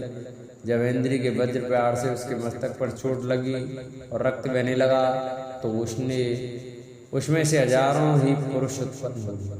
वैष्णवी ने चक्र और इंद्र ने गदा से रक्तबीज की को चोट पहुंचाई और वैष्णवी के चक्र से घायल होने पर उसके शरीर से जो रक्त बहा उससे हजारों मास उत्पन्न हुए, जिनके द्वारा यह जगत व्याप्त हो गया। कौमारी ने शक्ति से, बाराही ने खड़ग से और माहेश्वरी ने त्रिशूल से उसको घायल किया। इस प्रकार क्रोध में भरकर उस महादैत्य ने सब मात्र शक्तियों और पृथक पृथक गदा से प्रहार किया और माताओं ने शक्ति तथा शूल इत्यादि से उसको बार बार घायल किया। उससे सैकड़ों महादैत्य उत्पन्न हुए और इस प्रकार उस रक्तबीज के रुधिर से उत्पन्न हुए असुरों से संपूर्ण जगत व्याप्त हो गया, जिससे देवताओं को भय हुआ।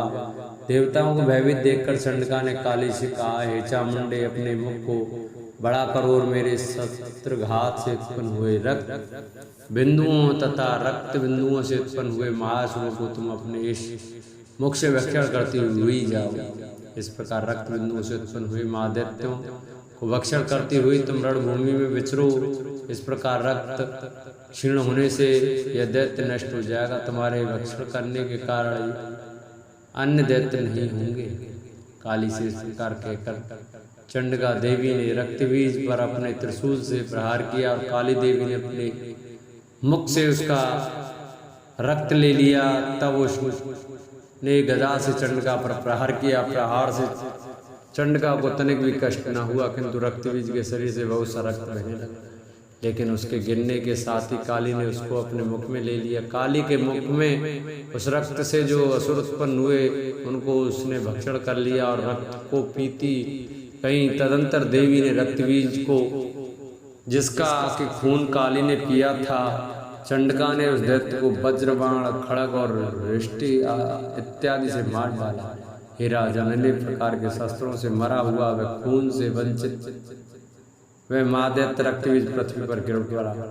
हे राजा, उसके गिरने से देवता अत्यंत प्रसन्न हुए और माताएं उन असुरों को रक्त पीने के पश्चात उद्धत होकर नृत्य करने लगी। राजा ने कहा, हे ऋषिराज, आपने रक्तबीज के वध से संबंध रखने वाला वृत्तांत मुझे सुनाया।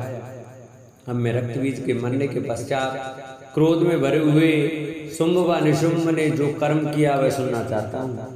महर्षि मेधा ने कहा, रक्तबीज के मारे जाने पर शुंभ और निशुंभ को बड़ा क्रोध आया और अब अपनी बहुत बड़ी सेना का इस प्रकार सर्वनाश होते देखकर निशुंभ देवी पर आक्रमण करने के लिए बढ़ा।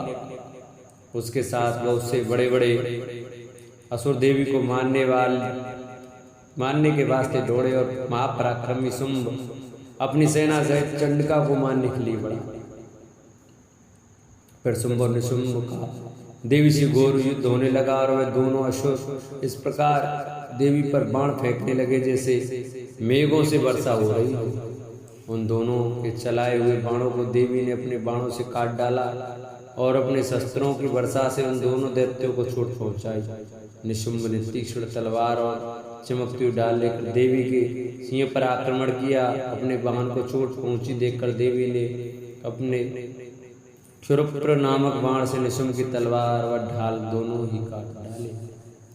तलवार और ढाल कट जाने पर निशुंभ ने देवी पर शक्ति से प्रहार किया। देवी ने अपने चक्र से उसके दो टुकड़े कर दिए। फिर क्या था, दैत्य मारे क्रोध के जल बन गया और उसने पृथ्वी को मारने के लिए उसकी ओर शूल फेंका, किंतु देवी ने अपने मुक्के से उसको चूर चूर कर डाला।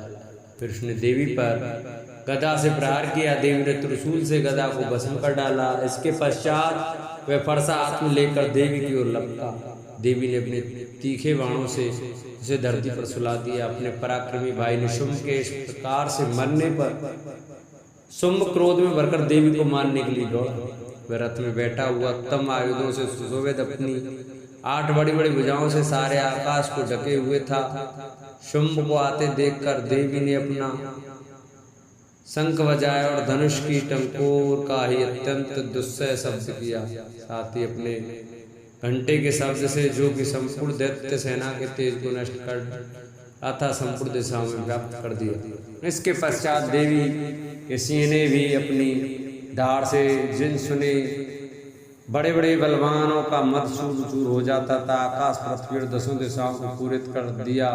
फिर आकाश में चलकर काल ने अपने दांतों तथा हाथों को पृथ्वी पर पटका। उसके ऐसा करने से ऐसा शब्द हुआ जिससे कि उसके पहले के सारे शब्द शांत हो गए। इसके पश्चात शिवदूती ने असुरों के लिए भय उत्पन्न करने वाला टास किया, जिसे सुनकर दैत्य थर्रा उठे और असुरों का बड़ा क्रोध हुआ।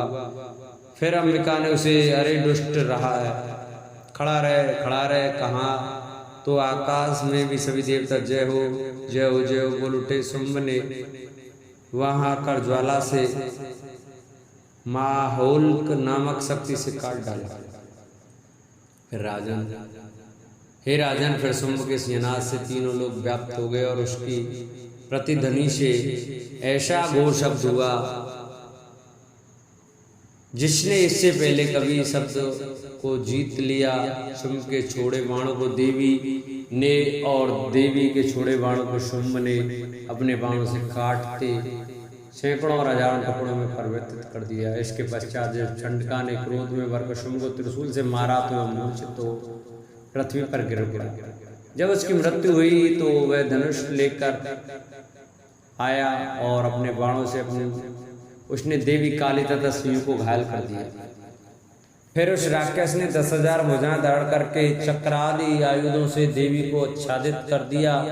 तब भगवती दुर्गा ने कुपित होकर अपने बाणों से उन चक्रों तथा बाणों को काट डाला। यह देखकर निशुंभ हाथ में गदा लेकर चंडिका को मारने के लिए दौड़ा। उसके आते ही देवी ने तीक्ष्ण धार वाले खड़ग से उसकी गदा को काट डाला। उसने फिर त्रिशूल हाथ में लिया। देवता को दुखी करने वाले निशुंभ त्रिशूल हाथ में लिए हुए आता देखकर चंडिका ने अपने त्रिशूल से उसकी छाती पर प्रहार किया और उसकी छाती को चीर डाला।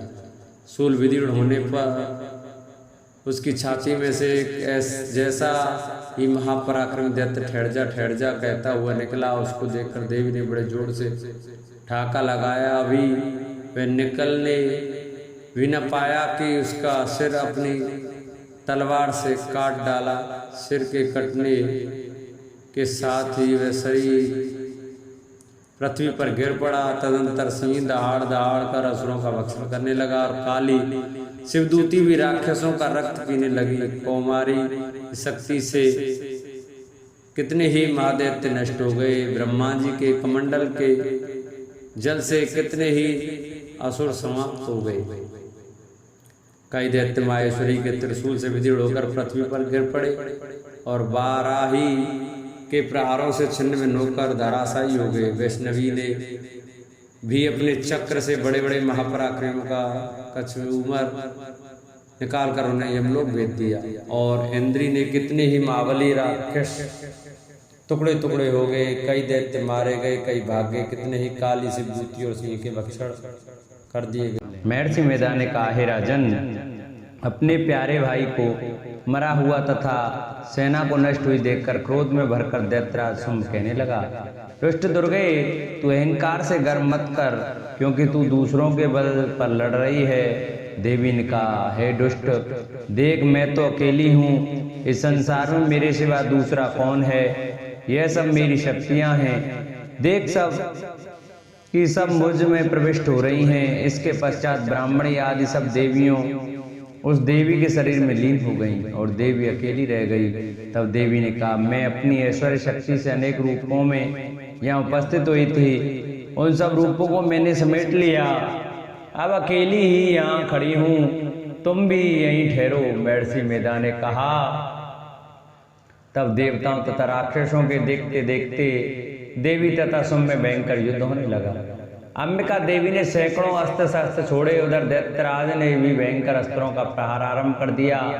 देवी के छोड़े हुए सैकड़ों अस्त्रों को दैत्य ने अपने अस्त्रों द्वारा काट डाला। उसी प्रकार शुंभ ने जो अस्त्र छोड़े उनको देवी ने अपनी भयंकर हुंकार के द्वारा ही काट डाला। दैत्य ने जब सैकड़ों बाण छोड़कर देवी को ढक दिया तो क्रोध में भरकर देवी ने अपने बाणों से उनका धनुष नष्ट कर डाला। धनुष कट जाने पर दैत्येंद्र ने शक्ति चलाई, लेकिन देवी ने उसे भी काट कर फेंक दिया। फिर दैत्येंद्र चमकती हुई ढाल लेकर देवी की ओर दौड़ा, किंतु जब वह देवी के समीप पहुंचा तो देवी ने अपने तीक्ष्ण बाणों से उसकी चमकने वाली डाल को भी काट डाला। फिर दैत्येंद्र का घोड़ा मर गया, रथ टूट गया, सारथी मारा गया।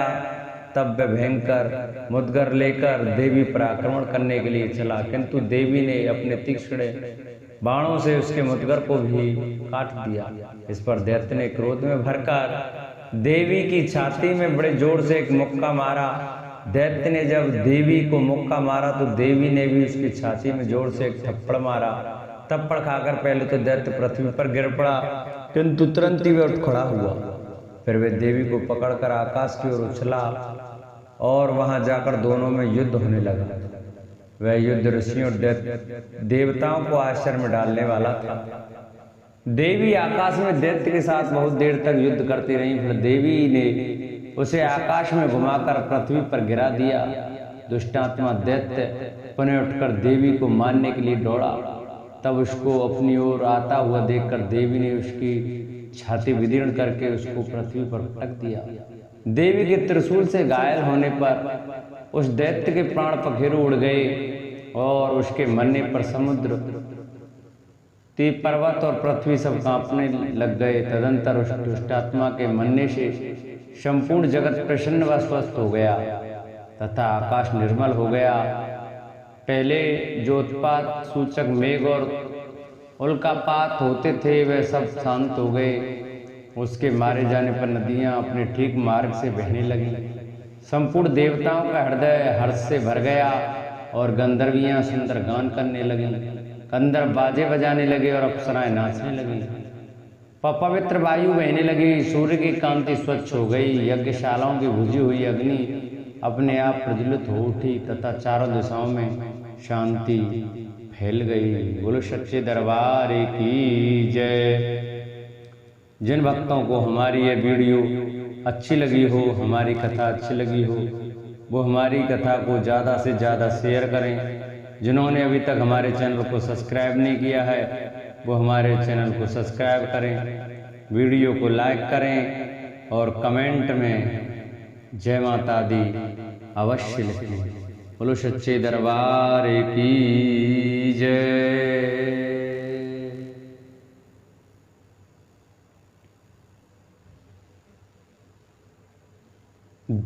महर्षि मेधा कहते हैं दैत्य के मारे जाने पर इंद्रादि देवता अग्नि को आगे करके कात्यायनी देवी की स्तुति करने लगे। उस समय अभिष्ट की प्राप्ति के कारण उनके मुख खिले हुए थे। देवताओं ने कहा, हे शरणागतों के दुख दूर करने वाली देवी तुम प्रसन्न हो। हे संपूर्ण जगत की माता तुम प्रसन्न हो। विघ्नेश्वरी तुम विश्व की रक्षा करो, क्योंकि तुम इस चर और अचर की ईश्वरी हो। हे देवी संपूर्ण जगत के आधार रूप हो, क्योंकि तुम पृथ्वी रूप में भी स्थित हो और अत्यंत पराक्रम वाली देवी हो।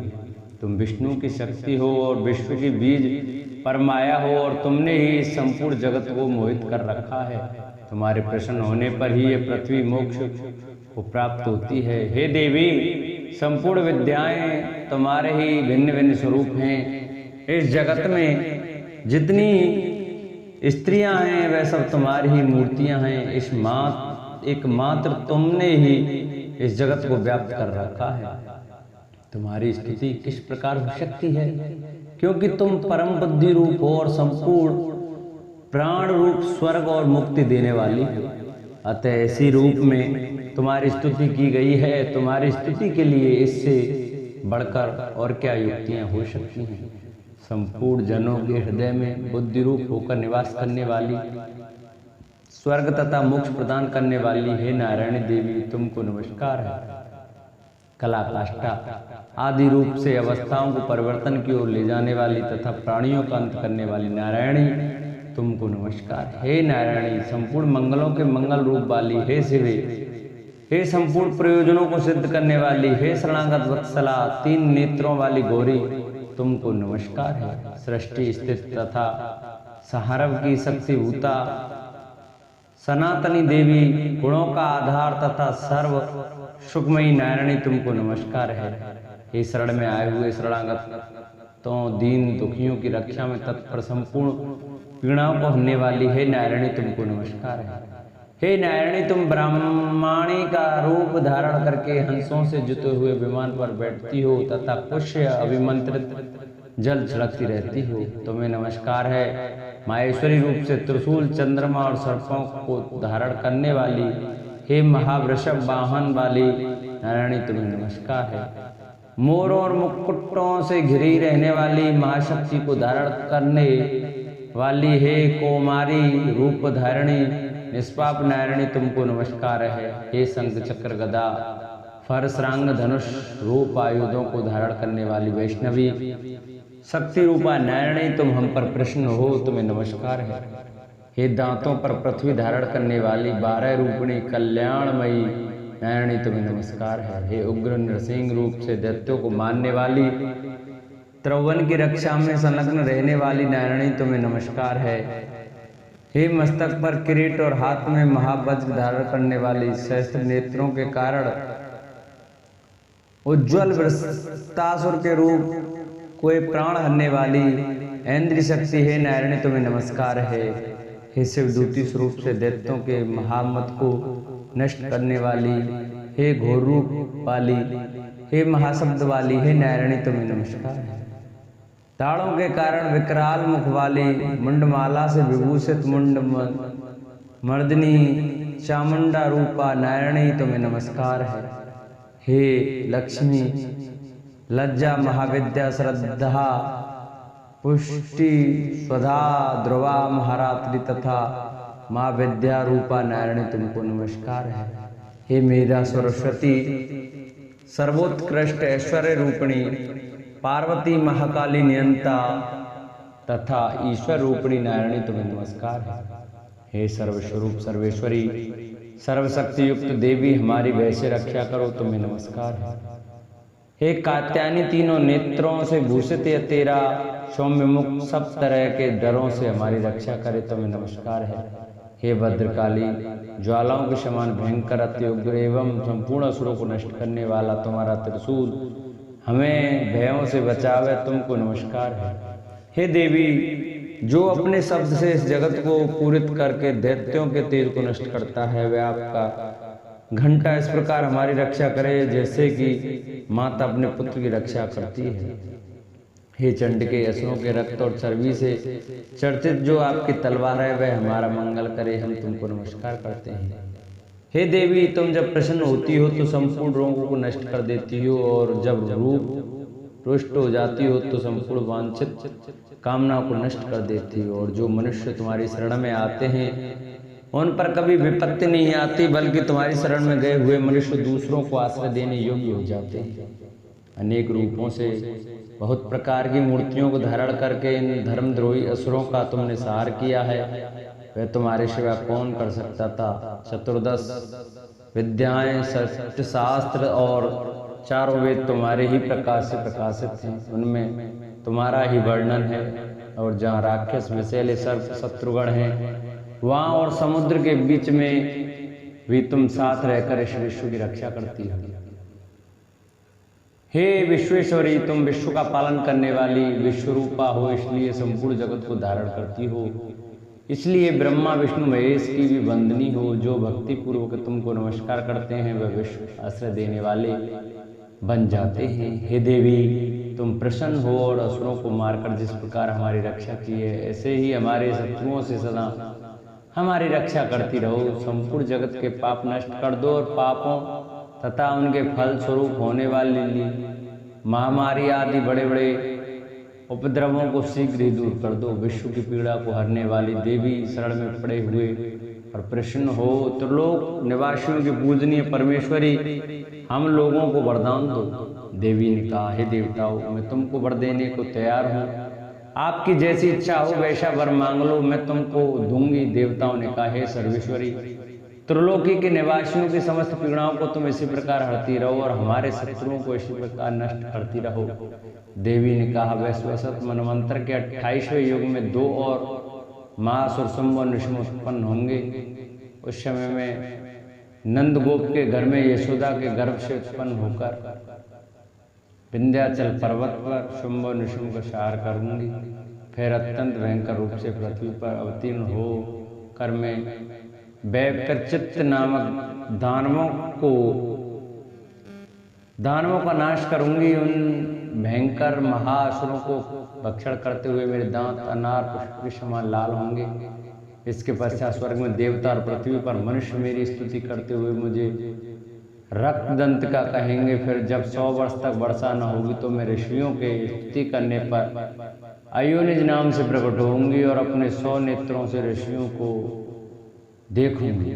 अतः मनुष्य शताक्षी नाम से मेरा कीर्तन करेंगे। उस समय में अपने शरीर से उत्पन्न हुए प्राणों की रक्षा करने वाले शाकों द्वारा सब प्राणियों का पालन करूंगी और तब इस पृथ्वी पर शाकंभरी के नाम से विख्यात होंगी। और इसी अवतार में मैं दुर्ग नामक महाअसुर का वध करूंगी और इससे मैं दुर्गा देवी के नाम से प्रसिद्ध होंगी। इसके पश्चात जब मैं भयानक रूप धारण करके हिमालय निवासी ऋषियों महर्षियों की रक्षा करूंगी तब भीमा देवी के नाम से मेरी ख्याति होगी।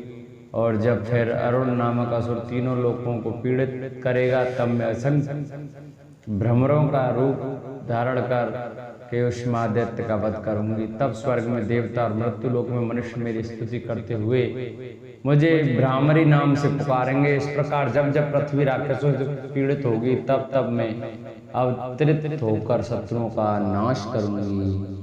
देवी बोली, है देवताओं, जो पुरुष इन स्तोत्रों द्वारा एकाग्रचित होकर मेरी स्तुति करेगा उसके संपूर्ण कष्टों को निसंदेह हर लूंगी। मधुकैटभ के नाश, महिषासुर के वध और शुंभ तथा निशुंभ के वध की जो मनुष्य कथा कहेंगे और मेरे महात्म को अष्टमी, चतुर्दशी व नवमी के दिन एकाग्रचित से भक्ति पूर्वक सुनेंगे उनको कभी कोई पाप न रहेगा। पाप से उत्पन्न हुई विपत्ति भी उनको न सताएगी। उनके घर में दरिद्रता न होगी और न उनको प्रियजनों का बिछोह ही होगा। उनको किसी प्रकार का वह न होगा। इसलिए प्रत्येक मनुष्य को भक्ति पूर्वक मेरे इस कल्याणकारक महात्म को सदा पढ़ना और सुनना चाहिए। मेरा यह महात्म महामारी से उत्पन्न हुए संपूर्ण उपद्रवों को एवं 3 प्रकार के उत्पातों को शांत कर देता है। जिस गर्भ मंदिर में या जिस स्थान पर मेरा यह स्तोत्र विधि पूर्वक पढ़ा जाता है उस स्थान का मैं कभी भी त्याग नहीं करती और वहाँ सदा ही मेरा निवास रहता है।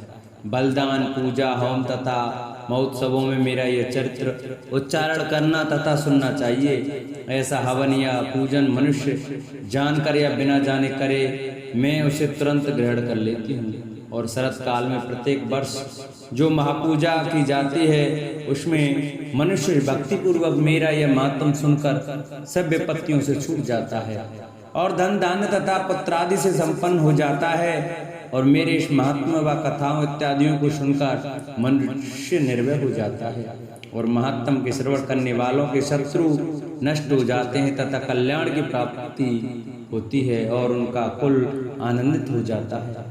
सब कष्ट शांत हो जाते हैं तथा भयंकर स्वप्न दिखाई देना तथा घरेलू दुख इत्यादि सब मिट जाते हैं। बाल गृहों में ग्रसित बालकों के लिए यह मेरा महात्मा परम शांति देने वाला है। मनुष्यों में फूट पड़ने पर यह भली भांति मित्रता करने वाला है। मेरा यह महात्मा मनुष्यों को मेरी जैसी सामर्थ्य की प्राप्ति कराने वाला है। पशु, पुष्प, अर्घ, धूप, गंध, दीपक इत्यादि सामग्रियों द्वारा पूजन करने से ब्राह्मण को भोजन करा के, हवन करके, प्रतिदिन अभिषेक करके, नाना प्रकार के भोगों को अर्पण करके और प्रत्येक वर्ष दान इत्यादि करके जो मेरी आराधना की जाती है और उससे मैं जैसी प्रसन्न हो जाती हूँ वैसी प्रसन्न मैं इस चरित्र के सुनने से हो जाती हूँ। यह महात्मा श्रवण करने पर पापों को हर लेता है तथा आरोग्य प्रदान करता है। मेरे प्रादुर्भाव का कीर्तन दुष्ट प्राणियों से रक्षा करने वाला है। युद्ध में दुष्ट दैत्यों का संहार करने वाला है। इसके सुनने से मनुष्य को शत्रुओं का भय नहीं रहता। हे देवताओं, तुमने जो मेरी स्तुति की अथवा ब्रह्मा जी ने जो मेरी स्तुति की है वह मनुष्यों को कल्याणमयी बुद्धि प्रदान करने वाली है। वन में, सूने मार्ग में अथवा दावानल से घिरे जाने पर, वन में चोरों से घिरा हुआ या शत्रुओं द्वारा पकड़ा हुआ, जंगल में सिंहों से, व्याघ्रों से या जंगली हाथियों द्वारा पीछा किया हुआ राजा के क्रुद्ध हो जाने पर, मारे जाने के भय से, समुद्र में नाग के डगमगाने पर, भयंकर युद्ध में फंसा होने पर, किसी भी प्रकार की पीड़ा से पीड़ित, घोर बाधाओं से दुखी हुआ मनुष्य मेरे चरित्र को स्मरण करने से संकट से मुक्त हो जाता है। मेरे प्रभाव से सिंह, चोरिया, शत्रु इत्यादि दूर भाग जाते हैं और पास नहीं आते। महर्षि ने कहा, प्रचंड पराक्रम वाली भगवती चंड का यो कहने के पश्चात सब देवताओं के देखते ही देखते अंतर्ध्यान हो गए और संपूर्ण देवता अपने शत्रुओं के मारे जाने पर पहले की तरह यज्ञ भाग का उपभोग करने लगे और उनको अपने अधिकार फिर से प्राप्त हो गए। तथा युद्ध में देवताओं के शत्रुओं शुंभ व निशुंभ के देवी के हाथों मारे जाने पर बाकी बचे हुए राक्षस पाताल को चले गए। हे राजन, इस प्रकार भगवती अंबिका नित्य होती हुई भी बार बार प्रकट होकर इस जगत का पालन करती हैं, इसको मोहित करती हैं, जन्म देती हैं और प्रार्थना करने पर समृद्धि प्रदान करती हैं। हे राजन, भगवती ही महाप्रलय के समय महामारी का रूप धारण करती हैं और वही संपूर्ण ब्रह्मांड में व्याप्त हैं और वही भगवती समय समय पर माँ काली तथा महामारी का रूप बनाती हैं और स्वयं अजन्मा होती हुई भी सृष्टि के रूप में प्रकट होती हैं। वे सनातनी देवी प्राणियों का पालन करती हैं और वही मनुष्य के अभ्युदय के समय घर में लक्ष्मी का रूप बनाकर स्थित हो जाती हैं तथा अभाव के समय दरिद्रता बनकर विनाश का कारण बन जाती हैं। पुष्प, धूप और गंध आदि से पूजन करके उनकी स्तुति करने से वे धन एवं पुत्र देती हैं और धर्म में शुभ बुद्धि प्रदान करती हैं। महर्षि मेधा ने कहा, हे राजन, इस प्रकार देवी के उत्तम महात्म का वर्णन मैंने तुमको सुनाया। जगत को धारण करने वाली इस देवी का ऐसा ही प्रभाव है। वही देवी ज्ञान को देने वाली है और भगवान विष्णु की इस माया के प्रभाव से तुम और वैश्य तथा अन्य विवेकी जन मोहित होते हैं और भविष्य में मोहित होंगे। हे राजन, तुम इसी परमेश्वरी की शरण में जाओ। यही भगवती आराधना करने पर मनुष्य को भोग, स्वर्ग तथा मोक्ष प्रदान करती हैं। मार्कंडेय जी ने कहा, महर्षि मेधा की यह बात सुनकर राजा सुरथ ने उन उग्र व्रत वाले ऋषि को प्रणाम किया और राज्य के छिन जाने के कारण उसके मन में अत्यंत ग्लानि हुई और वह राजा तथा वैश्य तपस्या के लिए वन को चले गए और नदी के तट पर आसन लगाकर भगवती के दर्शनों के लिए तपस्या करने लगे। दोनों ने नदी के तट पर देवी की मूर्ति बनाई और पुष्प, धूप, दीप तथा हवन द्वारा उसका पूजन करने लगे। पहले उन्होंने आहार को कम किया, फिर बिल्कुल निराहार रहकर भगवती में मन लगाकर एकाग्रता पूर्वक उसकी आराधना करने लगे। वे दोनों अपने शरीर के रक्त से देवी को बलि देते हुए 3 वर्ष तक लगातार भगवती की आराधना करते रहे। 3 वर्ष के पश्चात जगत का पालन करने वाली चंडिका ने उनको प्रत्यक्ष दर्शन देकर कहा, देवी बोली, हे राजन तथा अपने कुल को प्रसन्न करने वाले वैश्य, तुम जिस वर की इच्छा रखते हुए मुझसे मांगो, वह वर मैं तुमको दूंगी, क्योंकि मैं तुम पर अत्यंत प्रसन्न हूँ। मार्कंडेय जी कहते हैं, यह सुन राजा ने अगले जन्म में नष्ट न होने वाला खंड राज्य और इस जन्म में बलपूर्वक अपने शत्रुओं को नष्ट करने के पश्चात पुनः राज्य प्राप्त करने के लिए भगवती से वरदान मांगा। और वैश्य ने भी, जिसका चित्त संसार की ओर से विरक्त हो चुका था, भगवती से अपनी ममता तथा अहंकार रूप आसक्ति को नष्ट कर देने वाले ज्ञान को देने के लिए कहा। देवी ने कहा, हे राजन, तुम शीघ्र ही अपने शत्रुओं को मारकर पुनः अपना राज्य प्राप्त कर लोगे। तुम्हारा राज्य स्थिर रहने वाला होगा। फिर मृत्यु के पश्चात आप सूर्यदेव के अंश में जन्म लेकर सावर्णिक मनु के नाम से इस पृथ्वी पर ख्याति को प्राप्त होंगे। हे वैश्य कुल में श्रेष्ठ, आपने जो मुझसे वर मांगा है वह आपको देती हूँ। आपको मोक्ष को देने वाले ज्ञान की प्राप्ति होगी। मार्कंडेय जी कहते हैं, इस प्रकार उन दोनों को मनवांचित वर प्रदान कर तथा उनसे अपनी स्तुति सुनकर भगवती अंतर्ध्यान हो गई। और इस प्रकार क्षत्रियों में श्रेष्ठ व राजा सुरथ भगवान सूर्यदेव से जन्म लेकर इस पृथ्वी पर सावर्णिक मनु के नाम से विख्यात हुए। बोलो सच्चे दरबार की जय, बोलो शेरा वाली माते की जय। जिन भक्तों को, माता बहनों को हमारी ये वीडियो अच्छी लगी हो, हमारी कथा अच्छी लगी हो, वो हमारी वीडियो को आगे शेयर करें, जिससे और भी भक्त हमारी ये कथा सुन सकें। जिन्होंने अभी तक हमारे चैनल को सब्सक्राइब नहीं किया वो हमारे चैनल को सब्सक्राइब कर घंटा बेल आइकन जरूर दबाएं, जिससे हम जो भी वीडियो डालें उसका नोटिफिकेशन आप तक जरूर पहुंचे। जिन्होंने हमारी वीडियो को अभी तक लाइक नहीं किया वीडियो लाइक करें और कमेंट में जय माता दी अवश्य लिखें। बोलो सच्चे दरबार की जय, जय बोलो वैष्णो माता की जय।